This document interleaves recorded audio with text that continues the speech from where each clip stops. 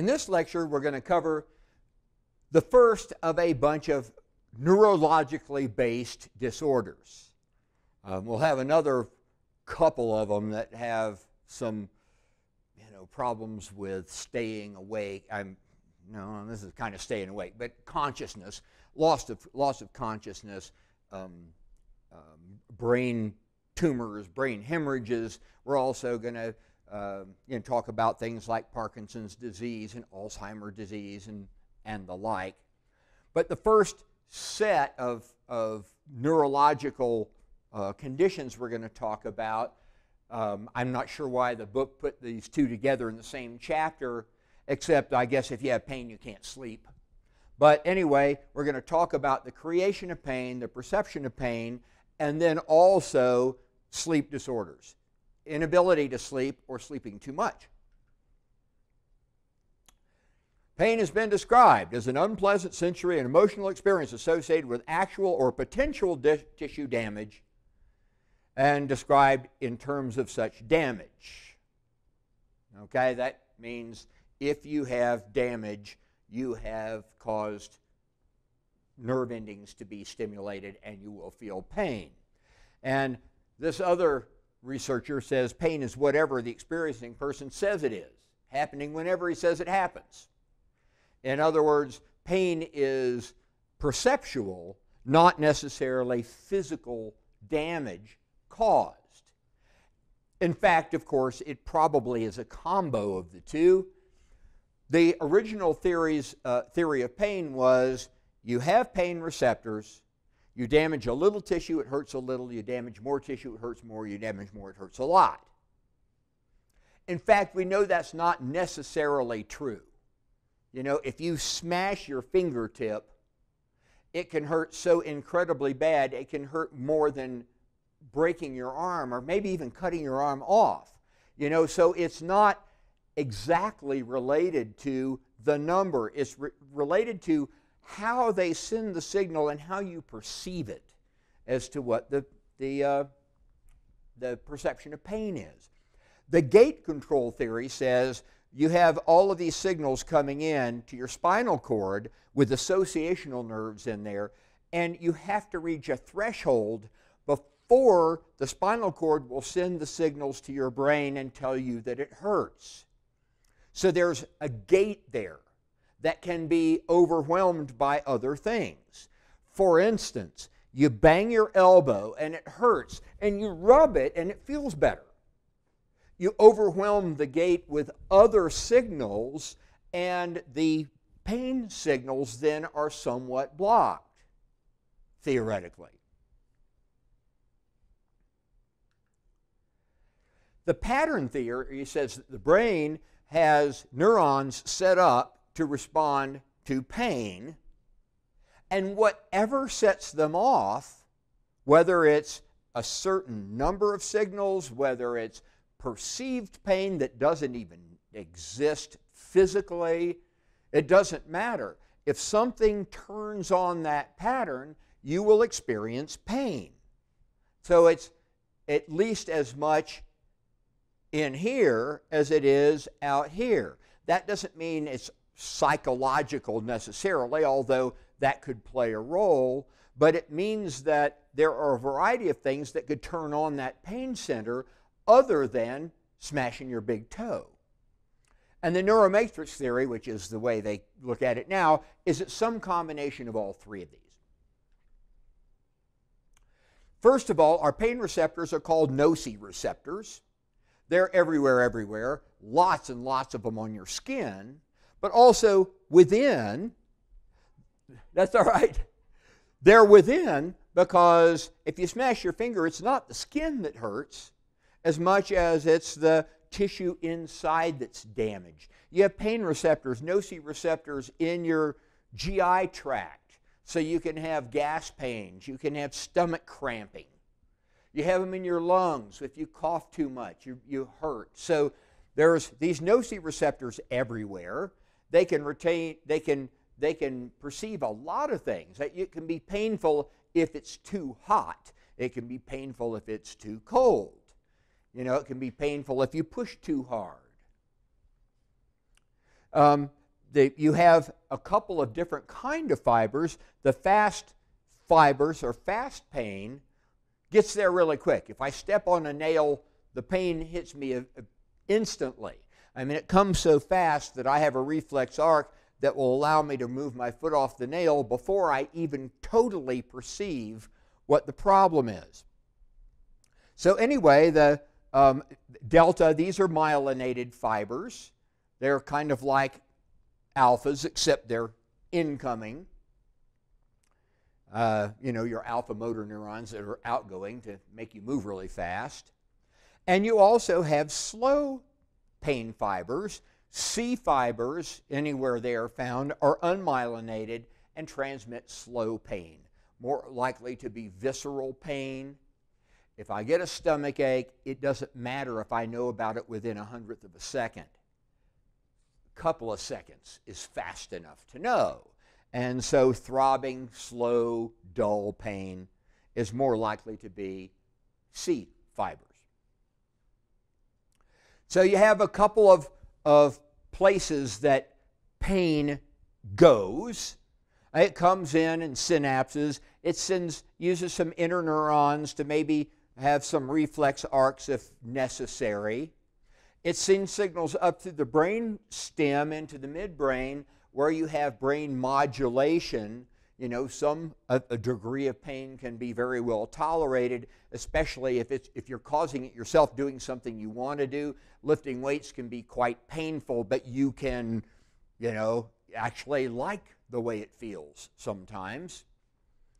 Or it goes all the way up to the thalamus, heads out to the cerebral cortex to tell you what's going on, and very quickly make it up there so you can make a quick response. Goes to the reticular formation. Pain will wake you up. Pain will keep you awake. If you're falling asleep while you're driving, slap yourself hard on the cheek. You'll wake up, at least for a few minutes.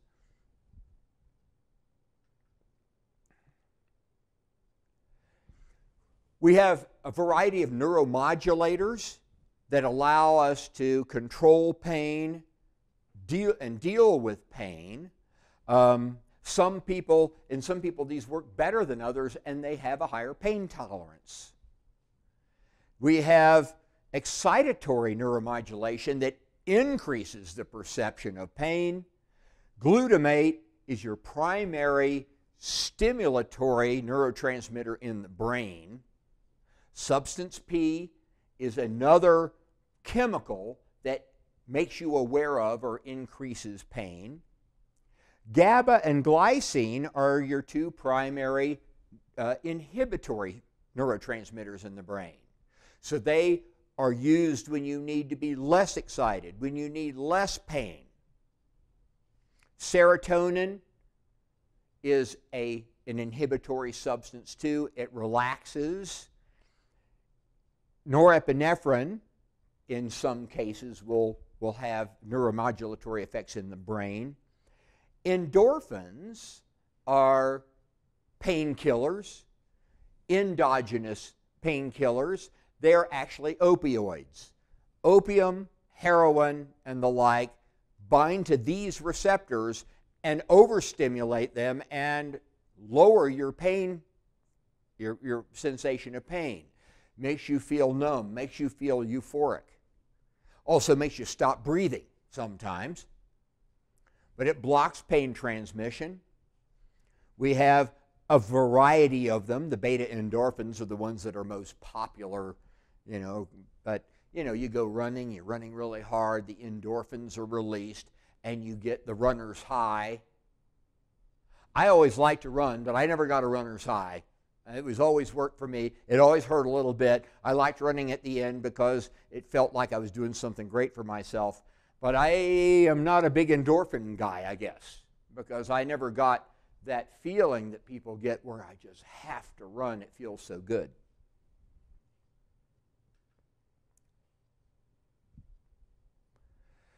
Endorphins, most of your inhibitory neurotransmitters work by binding to axon terminals and making them more negative so they don't get positive enough to release their neurotransmitter.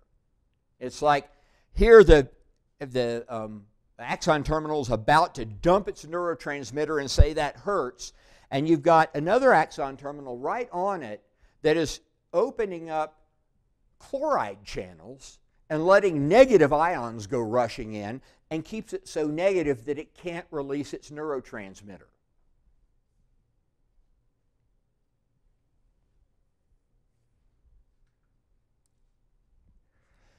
Couple descriptive terms. Your pain threshold, the point at which a stimulus is perceived as pain.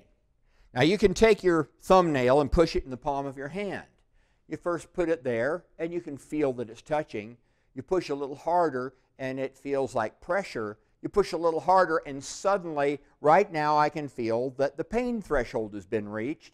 It doesn't hurt much yet, but I can tell that the sensation is not just pressure anymore, it's pain. Different part of your body have different pain thresholds. The soles of your feet, it would be painful just to walk around. So the pain threshold is high enough that you have to step on something pretty hard before it actually sends a pain signal to your brain.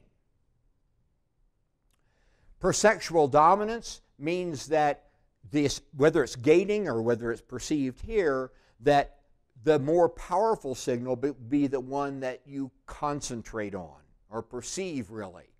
You know, if you have a cracked rib and it's been hurting you a long time, oh man, that keeps bothering me, and then you sprain your ankle, suddenly you don't even feel the rib anymore. The sprained ankle predominates, at least for a while. Pain tolerance is how much pain it takes before it really bothers you. Again, you know, somebody has a really high pain tolerance, they'll feel pain when they're lifting the weights, but they actually perceive it as okay or even a good feeling up to a certain point.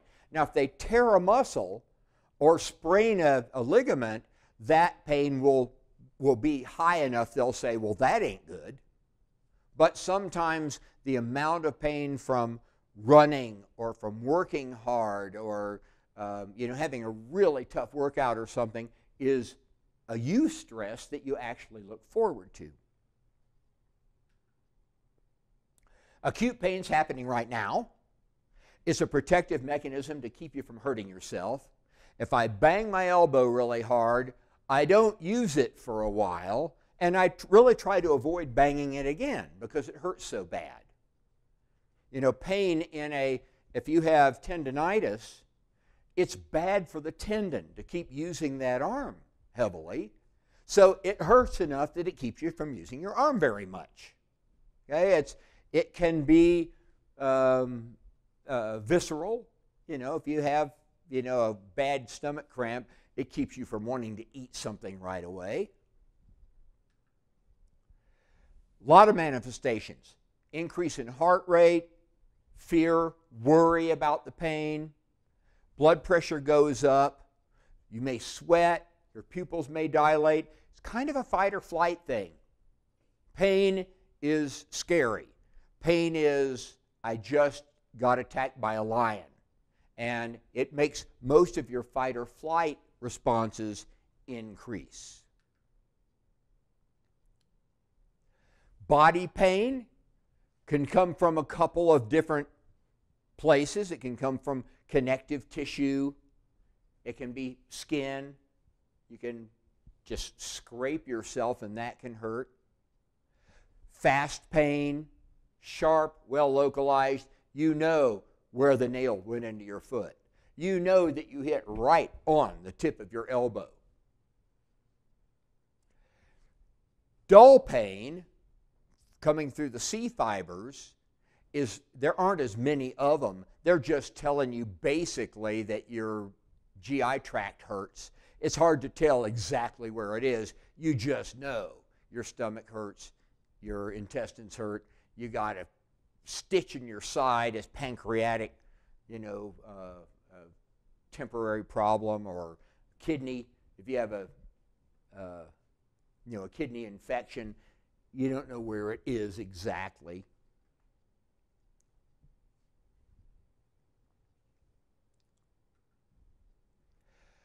Remember the referred pain. We talked about this in A&P1 as well.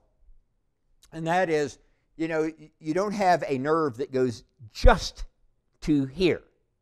Usually it goes by and spreads out and stimulates a couple of things in the area. Maybe things that aren't even strictly in the area. And therefore, if you have pain there, it will stimulate the nerve all the way to its end. And one of the most, you know, commonly understood pains is your heart pain. If you have, if you're having a heart attack, if you're having an angina attack, you'll feel it down the inside of your left arm, primarily to the finger side. Also, I'm not sure why they're not showing here. Sometimes it radiates up into the jaw as well. So everything along here will hurt. And it can hurt in the middle of your back. Your bladder, if your bladder hurts, you can understand why it would hurt here, but it also hurts right at the top of your crack on the back side. So appendix pain. Your appendix is about here, but it radiates all the way down to the groin area. And so understanding of liver pain, if you have hepatitis, you can have a lot of pain up in the top of the shoulder here, as well as closer to where the liver really is. Chronic pain, long-lasting pain, at least 3 months, and generally you can't see what the overall cause is. You know, my hip just hurts. You take an x-ray, yeah, it doesn't look really bad. It seems to be kind of inflamed, but it's not like it just got stabbed, but it just keeps on hurting. And so usually there's no obvious physical sign anymore, except perhaps some inflammation, but sometimes not even that.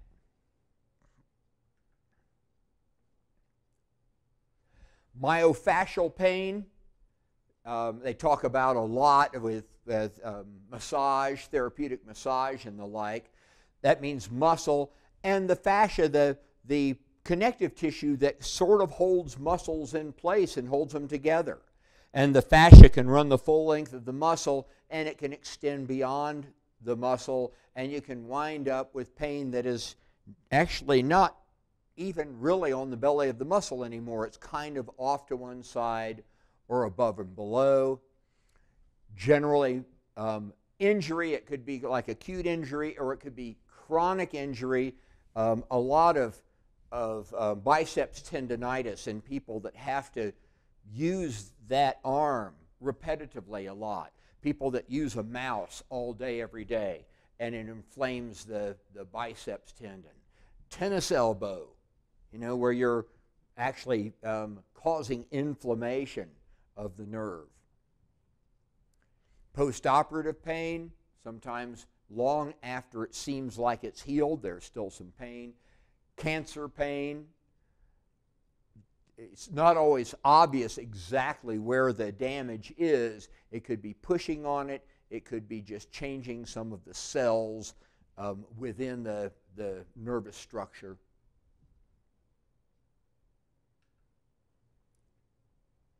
Trauma or disease of nerves, neuropathic pain, means there's, you know, if you damage a nerve, it can be painful. It's really interesting. You know, you saw that operation I had here on my eye, not on my eye, but on my cheek, where they took off that big chunk to get rid of the skin cancer. And they sewed it back together, and it brought parts of skin together that hadn't been together before. Now, if I touch here, it feels like I'm touching my eyelid. Those two ends have come together. There was damage to those nerves. Initially, if I pushed here, my eyelid would hurt. So it was a neuropathic pain. There was damage to the nerves. Now, it just feels like I'm sticking my finger in my eye. If I put sunscreen on here, it always feels like I'm putting it right in my eye, because the nerve has been attached to another nerve that wasn't supposed to be. So it can be damage, improper reattachment, phantom pain. You can cut your arm off and still your fingers might hurt because the nerves that went here, they still go from here to here, and if that nerve is irritated, it'll feel like your finger's on fire. Diabetic neuropathy, where you're actually damaging the structure of the nerves. Shingles, which is the herpes virus coming out of your nerves after years of dormancy in there, causing inflammation of the nerves.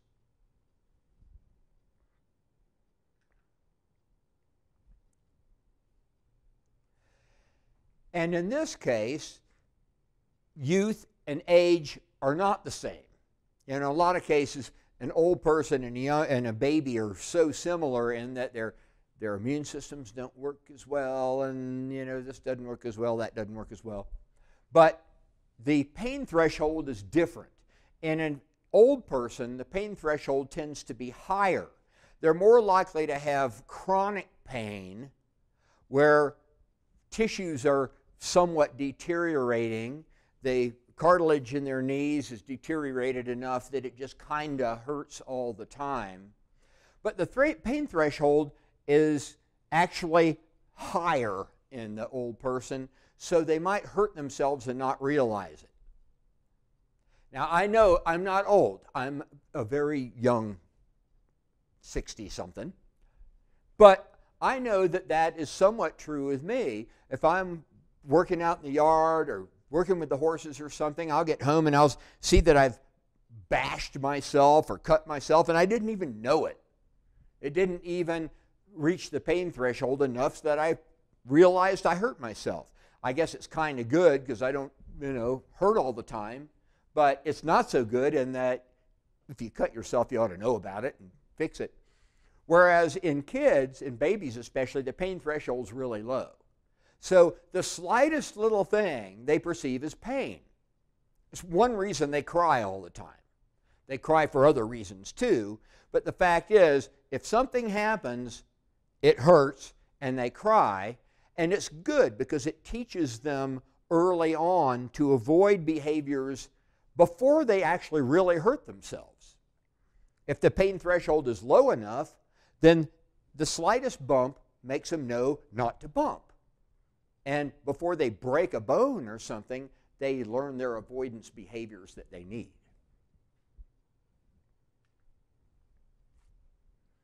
Okay, enough about pain. Let's talk about, just for several slides here, about sleep and sleeping disorders. It's not terribly well understood. Virtually all animals do it. Fish do it. Horses can do it standing up. It seems like there's a restorative phase that has to take place. If people are deprived of sleep for a long enough period of time, they go crazy. I'm not sure if you can die from being denied sleep long enough. I haven't seen for sure that that can happen, but it's something that you really need. People need different amounts of it, but you need some of that. The hypothalamus is a sleep center. It controls a lot of your body processes, but the pineal gland produces melatonin at the sleep cycle that you should have. And if you measure your melatonin, if your melatonin doesn't start going up till midnight and it stays high until 8 in the morning, that's why you like to stay up late at night, but you hate to get out of bed in the morning. If your melatonin starts kicking in at 8 or 9 and is gone by 5, you're somebody like me these days who likes to be in bed by 10 anyway, because, I'm going to wake up at 5:30, and if I wait till later, I'm going to still wake up at 5:30 because the melatonin's gone and I'm not going to have any, you're not going to get enough sleep. So your own cycles are sort of determined by the melatonin output of the pineal gland. Two main phases are REM sleep, rapid eye movement sleep, and non-rapid eye movement sleep. Either your eyes are moving rapidly or they're not. And there are two different ways of sleeping that give you two different benefits, I guess. Adults spend most of their time in non-REM sleep. We don't usually spend all night dreaming vividly. Sometimes it seems like we do, but dreams usually are a lot shorter than we perceive them to be. You might have a dream that lasts for 20 or 30 seconds and it seems like it was an hour because so much happened. REM sleep is the time when you're dreaming, your brain is so awake that on an EEG it looks like you're awake because you're actually doing stuff in your dreams. Non-REM sleep, 4 stages, stage 1, 2, 3, and 4, deeper, deeper, deeper, deeper. And the most restorative are 3 and especially 4. If you can get into stage 4 and stay there for an hour, then you can actually rejuvenate a lot of your tissues and build up things that you use during the day. One problem with older people is they tend to wake up a lot at night. So about the time they get about here, they wake up again.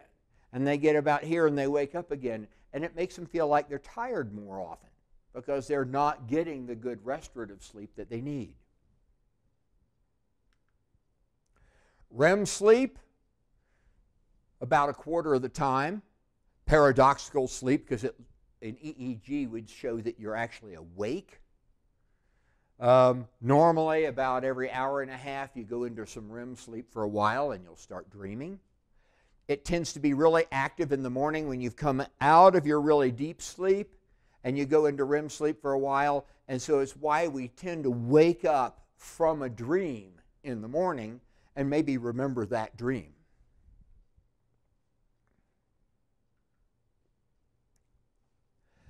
A dysomnia means bad sleep. Okay, something's wrong with your sleeping pattern. Insomnia means that you can't sleep at all, or not nearly enough. Obstructive sleep apnea, OSA, means that your airways are collapsing and blocking your breathing during sleep, and so you go long periods of time without breathing, and then you suddenly gasp and snort and start breathing again and wake up your spouse. Disorders of sleep-wake cycle, you may be awake from 2 to 4 every night, or you may just wake up frequently and have a hard time going back to sleep. A parasomnia means kind of like sleeping, and people don't remember these episodes. Somnambulism, ambulatory means you can walk. Somno means sleeping, so this is sleepwalking.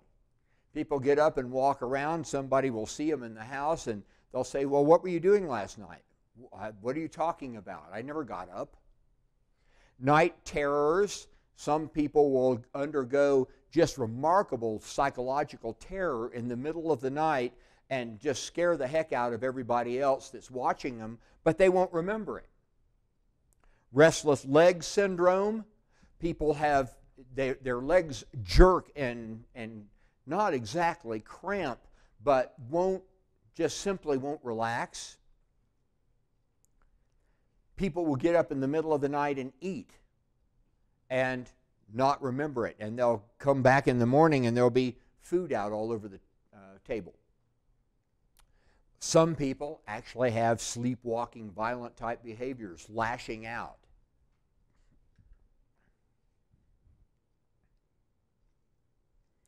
Narcolepsy means you're sleepy all the time, you fall asleep all the time.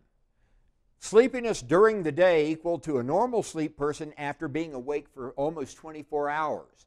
They have to fight to stay awake. It's like you felt when you were at the worst time you were driving and couldn't stay awake while you were driving. You know that it's life-threatening to fall asleep, and yet you just can't keep yourself from nodding off anyway, no matter what you do. And they'll fall asleep, at the dinner table. They'll fall asleep in a meeting. They'll fall asleep, certainly driving. And the majority of them actually experience cataplexy. I saw this on a news show one time, where somebody who was a narcoleptic catapletic was at a news conference or something, and somebody was talking to her, and suddenly she was just standing there staring, and they realized she wasn't hearing them, and they went, are you okay? And they actually kind of go into a trance. They can't get out of it temporarily, and yet they realize the person's talking to them. So they're not actually asleep. They're in kind of a catatonic state, and as soon as they wake up, they'll say, sorry about that. You know, I heard what you were saying, I just couldn't respond.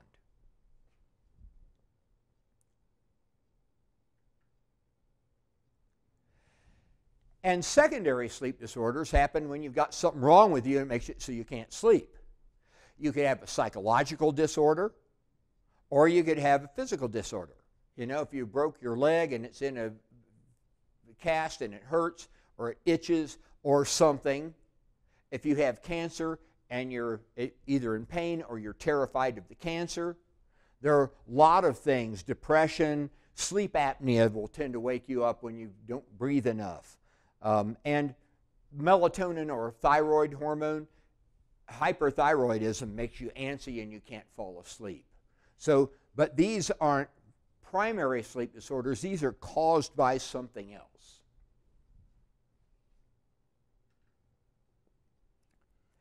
And babies are like cats. They sleep all the time. It doesn't seem like it when you have a new one, but in fact, newborns tend to sleep about 16 to 17 hours a day. Most of it is REM sleep. They're actually kind of learning and processing new sensations and stuff during their sleep. They don't need restorative sleep as much as they need this process of interpreting and evaluating incoming information. Even people talking in the room, or the feel of the blanket on their skin, all of this stuff needs to be processed. They usually sleep for about 50 to 60 minutes at a time and then wake up. You know, I love it when somebody says, oh, I slept like a baby last night. Oh, that means you woke up every hour screaming? Sounds like a pretty nice thing. They enter REM sleep right away. They stay in REM sleep quite a bit of time.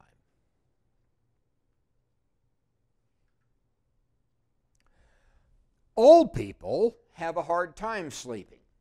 Generally, they sleep less and less and less and less with age, unless they're in final stages of illness that cause them just to, you know, basically go comatose. But older adults tend to take longer to fall asleep. They awaken more frequently for a variety of reasons. They don't spend as much time in stage 4 because they wake up too often before they get that deep. And I know this is, I'm in my 60s now, and this is a problem that I have somewhat, in that I'll wake up in the middle of the night and I start worrying or planning or thinking of my lecture the next day or something, and I can't seem to just turn it off and go back to sleep. That didn't really happen to me when I was in my 20s and 30s. Maybe I did so much during the day that I wore myself out more. I don't know. Or maybe I made more melatonin back then. You know, it's not bad, but, you know, 20 years from now, I hope it's not worse, or it's actually going to be kind of a sleep problem. Physical ailments, if you hurt, if you can't breathe as well, if you cough, urinary problems, if you have to pee a lot, if you have to pee often and get up every 2 hours, it's going to be hard to ever make it into stage 4. Lack of a daily routine. Once you don't have a job and you're kind of hanging out, you know, there's no reason necessarily to get up at a certain time or go to bed at a certain time. And so changes in your own patterns make it harder to stay asleep the same amount of time. Our own circadian rhythms, in other words, the times that we produce melatonin and stuff, may alter because of the changes in our pineal glands, the hypothalamus, the thyroid glands and stuff. And also some medications that people take have a tendency to be sleep interrupters. They may kind of overstimulate, or they may just change your homeostatic balance so that it's harder to stay asleep.